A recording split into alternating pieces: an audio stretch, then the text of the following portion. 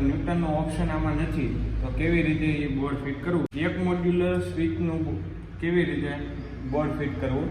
તો મિત્રો એમાં ન્યૂટન પણ આવે છે, તો ન્યૂટનનો ઓપ્શન આમાં નથી, તો કેવી રીતે એ બોર્ડ ફિટ કરવું. તો પહેલાં તો આપણે જે મેન જે ફેજ આવે છે એ ફેજ આપણે સ્વિચનું જે ઉપરનું લાઇટ 1 એટલે એમાં આપણે એને ફિટ કરી દેવાનો છે.